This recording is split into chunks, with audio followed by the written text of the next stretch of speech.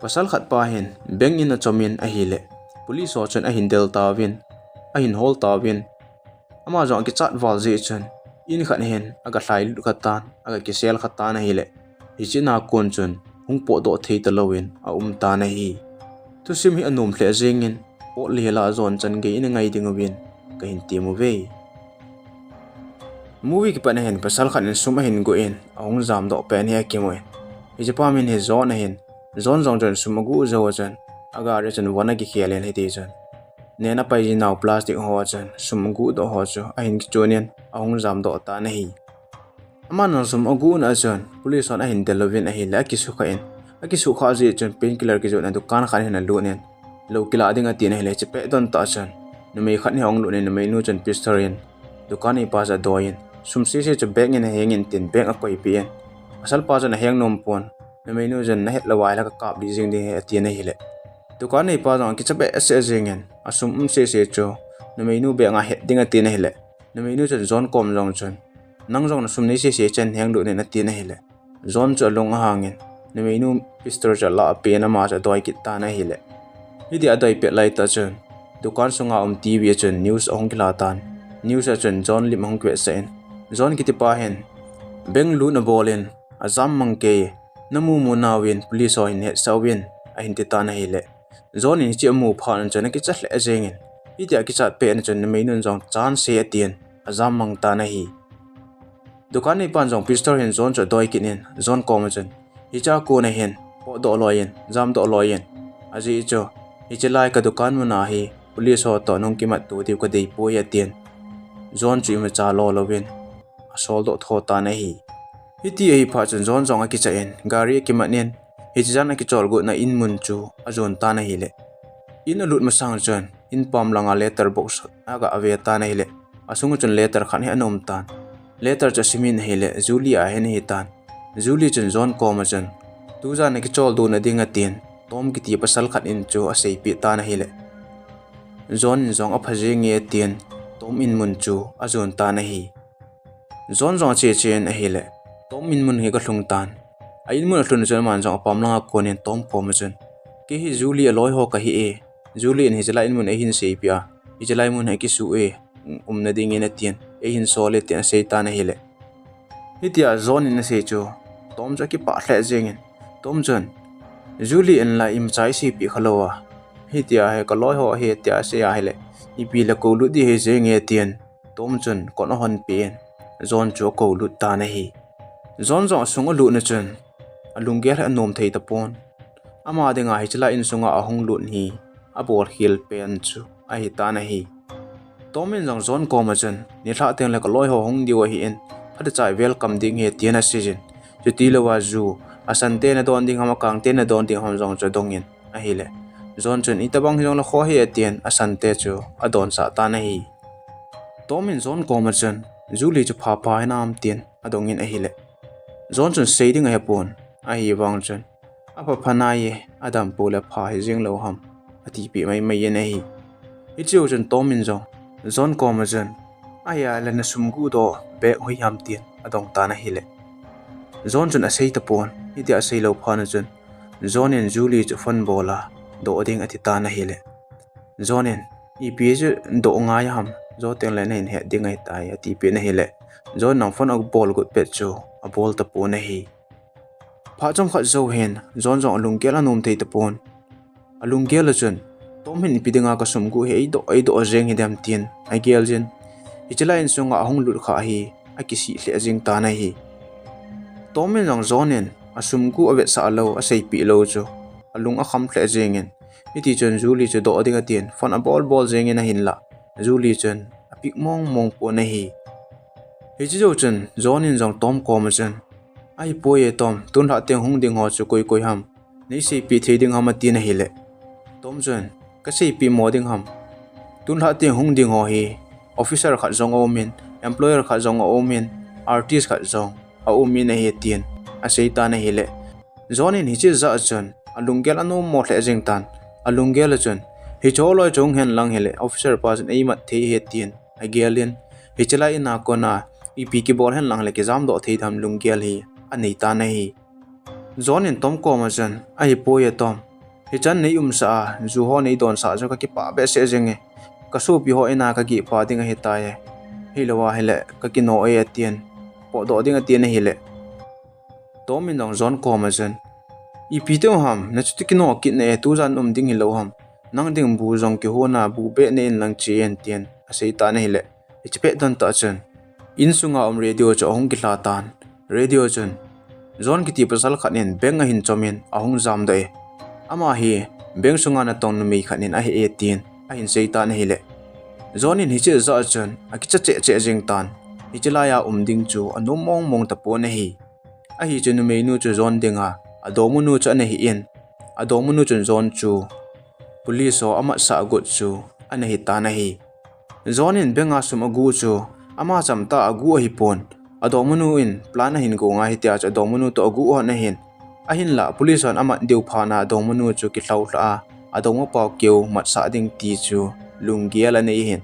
ichi zon in a het phana chen alungial cha no mo che jeng tan Hichelai gama kona gam dang zut loi jing ding bo he alungialin a ta na hi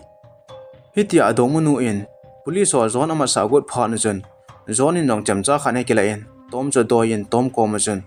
ke hi juli loi ho ka hi he juli chu koi ham jong ka pha he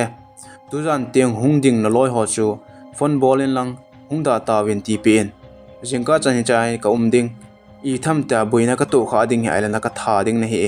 jingka chan boil he la kum do a hele ka tha lo ding ne tin agi tan hele tom jong cha ki cha hle jeng in cha pha chan aloi hung ding ho cha phone bolin tu jan hung da ta win ati pe ta na hi hiti chen zon in zong in sunga lim ho cha vele le ta na hi le tom to julie kila na chu lim kha cha hin mutan a ven hele julie chu amu thei ta po na hi hiti amu thelo pha na chen zon in jong tom hi mi phalo ta hi ding in a hin gel tan Hichelai in sunga ahong lut kha ai wang si a ki sa hle jing ta na hi a hi chu ahong lut pat pana tomin zu ana don sa rong chu a zu la chun lo ana hla in hiti chun zon in zong a lo hu cha hin hetan ai na het pha na chun ho halloween a hlu in a ki jam ta na hi tomin zong zon ho hello a ki jam amu pha na chun chiar khaina to se in a khun a kan pe in hi cha hin tom a phat lo a ki mu do ta na hi Tom akipa na hi le mi in sunga hong lut kha ham ai lo le apui lut kha ham ahong lut chu pamlang kinung le talawa hi tia ha tha pai pai ja ata so chu nen ki pai no a aga pai ki ji cha hi ni pha chum kha zo wa hen zon in zong hu a hin hetan ahong li ma chuna ma sang la chun ne ding hoi anum ta alang khana tom a loi ho zong chu ahong ta win tom a loi ho hi zon chuna mu thei po na hi aji chu tom a loi ho hi athisa hi tawin athi ho hi tomin ana thangen chu an hi in a hi tomin jong loi ho chu ni hla an hi ane pi tan ain la zonin tom loi ho chu amu thei pon tom jana vele le na hi le kongbal khat ni a hin mutan hi chu la en hi chi pan sa chuna khut ki hen na khaw chu a tanin a tan zo ro chun azam go ta na hi le anung na kon chun tom jun a hin delen ho halloween a hin la ki ta na hi Hachong khat zo hen zon zong ahong lim kit tan ahong lim chen ama sanga chen tomen lekha sa thim ta khan hi ahong koi pi in asunga lim ho chu avet sa ta na hi le asunga lim ho chu aman anan tha nge na hi zon ko ma chen hi cho loi lim hi ve en kin ka tha nge na hi ama ho loi ang ka tha ding chen a eng eng kana bolin kana thanin na hi hi che bang ma chen nang zong tu zan hi ka eng bol ding jingka lang pungup la ting le ka tha ding ni etien a sei ta na hi le zon zon chu a ki chat le jengin jingka pungup a hi ka ep ki bol hen lang le hi chipa ko ma kon hen ka jam do theidem ka su cha theidem ti lunggel hi ani ta na hi zan khang hi hong hi tan tomin zong athi sa mi ho ta party mangwin nom ta chan om khom we di chen zon zon chu limaki la pi win a hi le limaki la chu tom le zon limbo ki mu in adang ho lim wang cha ki mu po na hi tomin zong sa sabe ase jeng di chen apam langin zon cha hin pui da en aki khap na en a hi le achunga tom lu ma chen zon in zong Adngmanu chu a hin gel do leu jeng en a hi tom nang zon chu in sung hin pui lut kin in so fa se jung chana to sa en a hi le ita to pen chen zon zong lel wa jeng hi ta jeng chen ngoi thla jeng in Adngmanu bo chu a gelin a hi azi chu Adngmanu to anum khoma chun Adngmanu chun sum ngai cha na hi nei tan hi chu chun zon in suma nei pon aile Adngmanu chun plan hin gong tan a plan gun hon chu bank chama benga achom do hon sum chu man cha ding a hin tien iti chun Adngma pa zon kom chun sein hile zon chun angap cha pon hi zong le Adngma hi je chun ama zo an no min hi ti chun Adngmanu to ki thu in bank chu an achom hani na hi ahin la bank achom zo hon chun sum atam zo chun menu ta het hon na koi honin aman them khat na ki chayen iti chun ahung jam do go na hi le iti a police on ahin khol pha no chun Adngmanu chu kilep tan Adngma pa mat sa ding ati tan iti chun police o koma zon chu ahin sei pi win itin zon keu se chu ahin hol ta win na hi icha chu zon Adngmanu chu anaki hlau hla an he tai phana che chen a hele somle ni don hi ahong he tan somle ni don hen tomin jong zon chu swimming pool hen aki silpien a hele ama chen nup asanan a hin la zon chu athu to a hele alel wal to hitia tuila zan khanga ki di chu dap ashle ajengen pha chom khat zowen tomin jong zon chu ala to kinin a hele chepe don ta chun insunga hin mi khat ahong ta na hi mi hong amu phan cha man jong zon chu to na khanin to se en puna silpe en hele zon jong mi hong a het je chun ha pen na pengin hi a je chu min hichalaya tomin mi amat a het na la police ho a hin sei pia le police ho hung ting leo tom zo amat diu tia cho agia la hen min a het lo na dinga chun mai bun khat jong hi asu to pe en hi ina hong chun mi khat ne hen hi chinum pi nu chun tom ko ma chun koi hama ti na hi le tomin nu me nu ko ma chun kanau pa hi bo we zu ko don khom honi na hi le a kham se kile kit tan ken hin ve sui na nge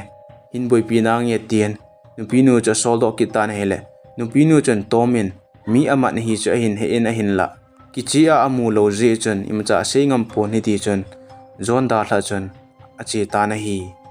nu me nu po do zo chun zon in jong tom ko ma chun ai puye tom lungsi ta en nei thla do jing tan nei thla do a hele koi ma cha ko mang ka sei lo ding hi e tina kap tho jing tan hi le tomin zon ko ma chun kam hen ipina ka ham pasal hichalaya kona po do ding na no ma hele offer khat na pi nge hichi game che se ni ki chep khayam ni ki chep theyam hichi ki chem hetian nei zo a hele hichalaya kona dam se a na po do ding he ati pe na hele zon chun chep wang ka ki chep kha lo chala khat be wang ka ni ki chem je tin hele tomin hichi ni ki chep thilawai li piti benga sum na gu theyam atien ahong ki cheman ta na hi aki chem hane na hele zon chun hin zo ta zon in zo pha na chun tomin jong are kaki chem thei poina ti ham ga ti le ni chun la na hat tan tu a hin na ta na po do the e ta ya tien a khut khena cho a tan pi en a hele zon jong cho tha nom thle jengen gana thei banga hi chalai ko na hong po do ding a tien pot long cho hin zon tan hele anung na kon chun tom jong kinin tom jon ka zo ka sei he bo we hi banga no ma ka ha ne na ti ham hichalai ko na po do thilo ding he ti na hele zon cho lung hang ba se jengen hichpa hin engol bol mong e tien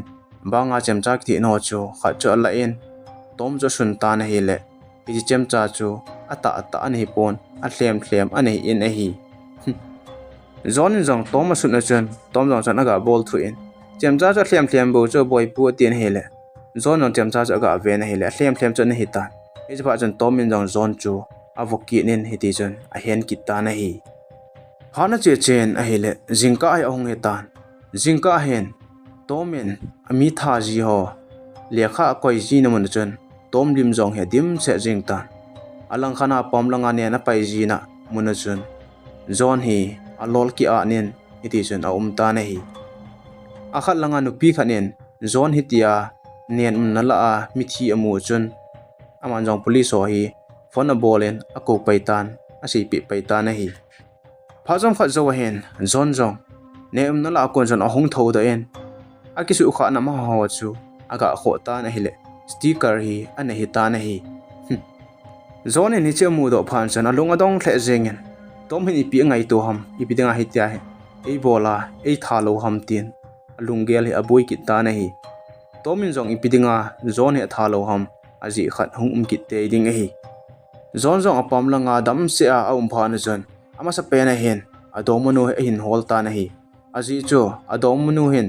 ipidinga hitia he abol ham aman zong ado ogo na hi alang khana tomina chun officer khani chi en officer pa chun John bengina sum chompa thu chu adong tan asei ta na hi dan hi tom jong hi officer khana hi en hiti chun amanin jong asei khom hanin officer pan jong tom kom chun bengina sum chompen chun CCTV camera ka vevin a hi le numi khata hi en hichinu chu hichi bengina na tong kha cho hen hichinu to akingai hona hi le akilome hiti akingai hona suma chom ko mana hi aile numi nu chu ni pidinga pasal pa ke bo cho ngo ham tina seitan hi le tomin hiti a cho pasal pa ke ongo a hele numi nu chun sum se chu akila a azam pi go na hi ta ye tien a seitan hi officer pan jong tomin hiti a sei pha na chun hinge ti chu hi aile John hi khol behseh ta potin lo te hong ki muto tho tho an ding hen EPP lama sa pena hen Adngmanu adongmanu zo chu huloi tin hol zo hi te tin a hin seitan hiti chun Adngmanu chu anung a hin zuiwin a hin hol pan ta we na hi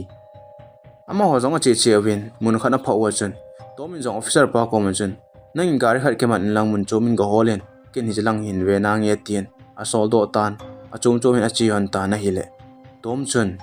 John adongmanu cho hin mutan ven a hi le beklin ta khana hin sumho cho hin kai phiin gari parking mana chi a hichelai gama ko na mun chumpo do ding menu chun anati a hian hiti chun menu jong chun agari na mun lang cha zon ta na hi le hicha chun zon cho num tan zon in menu kom chun ipi na bol na ham ati na hi le adongmanu chun zon amu chun king dap jingin alungela chun police ho in hichepa he amat no hi talo ham tina gelin zon in zong nang hin me chawai ni bowe ipidinga hitia he avel vela ko o na dinga na ham nang hi sum ngai lu ni bowe atien asum ki po go chu ala pin gar sum chana hengin iti jan ama gari chu a hin kim anen ong po do ta na hi zon adongmanu alungel chu hi le zon chu police on amat ting leo ama in sum ho chu ki po amun choma chi a num ta hin khoga man dinga tien hin a hin la zon to hong ki to phan chun a plan gon cha fail del jeng tan alung ana hle jing in hi zon po do zo zo chun officer pa chun Adngmanu cha hin mutan a hin man tan hiti chun thu do na hi ani ta na hi alang khana zon zong parking muna kon chun ong po do ta na hi le apam lang hong ge chun tomin an tingin tomin zon ko ma chun gang challenge sum chu ke nei pin lang na thi nom lo wai le cha ko na hen chi do jeng in ati na hi le zon zong tom ko ma chun ken ha sa benga ko na sum ka hin gu da nang bai the na ka pi jing ding ham atin a hi le tomin zon ko ma jan nei pi lo da nei pi lawa hele ka tha jing ding ka kap li jing ding ni he ti na hi le zon in zong tom ko ma jan ka pi lo ding na hi e nei la pi te ya hele police ko ma na chan chin ka sei ding hi ti na hi le tom chun ki hi koi ka hi nei he nem police ko in pi se jong chun nang bo na ma deu he ke chu im cha ka boi po ye hi chi sum na gu do hi ka dei ji na ina ko na chu a hinga ka thla ne hi in hi chi sum hi ke ka chan lawa hele hi cha hai ka tha pai pai ka tha den jing ning ne he a thu jong im cham lo ding he ta ye tin a sei ta na hi le zon cha ti hong ja kit tan hi chi pha chun a sum chu tom chu a pe ne hi le tom in zong hi cha ko na po do na kham sum them kha chu zon a pe hi cha ko ne hen aga na the bangin zamang jeng in a tin a sol do ta na hi hi chi pha chun tom in sum ani ki chain in lam zonin a che tai tomin ipidinga zon chana thalo ham eti a haile hichi sum adei cha ji a an hing hoi chu an hi in hi hichi zawa konchon tomin zong zonin sum agu do ho chu amangin num ta chun hin khu amangin hi ai jo police on tom chu ipidinga amat lo ham a het lo ham eti a haile sum gu do chu zon hi in zon amat taka sewa chu sum chu hoila ham kichi lo ding hi in hichi ji na chu tomin zong zon chu ichelai kama kona mun choma jam dinga ana sol do chu an hi in a hi ni khan hi officer pan jong lim khan hen tom le zon alim kila hon na cha hin mu khom tan hi che mu khom pha na jan lung adong hle jengin tom le zon hi ipite lim kila khom the hona ham tin alunga khami na hi ai cho hi chilim cho zonin asum gu do achan lo pha na police ho chun tom chu man te na win te tia plan agon je na hi chilim chu officer pa na thot kha chu an hi in hi hi chu pa jon officer pa jong tom comment chen tom cho dong ta na hi le tom in jong officer pa ko ma jon hi chilim chu edit na hi bo we ti pe na hi le officer pan jong tom ko ma jon lim chu edit na hi a hi le khat ve ni a chu ipiti zon chu na in mai wa nien la thei ding ham nupi khan e hin sei pe tien a sei ta na hi le tom in jong officer pa ko ma jon hi chinu pi nu po na ta san ham angol la hi bo we atin hi le officer pa jon angol ngol lo EPP hi le hi chi ata ta hi lawa hi le khat ve ni in hi che ka bol thei deu ham atin hi le tom in jong hingi che na bol thei he EP le jan ten le party command deu hin hi cha jon hongin ati in zu asante na don GM akang te na don GM tin na dong ki ta na hi le officer pan jong asante ka don ji atin hi le tom jon hingi asante ka don sa ding hi ati ta na hi cha officer pa jong tom in zone a bol na banga a hin bol te ding chu ai tai hi cha hen a movie jong a ki chai ta na hi tuni thusim wa tom chu a hlu a phat je in sum zong a changin manin zong a umpo na hi chule tuni ni khwa ki hil na thei cho hi le thilgu a phat chum lo dan mu do thein a umin a hi thusim a zone a chan hin ngai jo sin a bon chaw chungin ki pa thu ka hin sein thusim tha ong ki taka sin ananga jingo hi te thusim a ki chai tai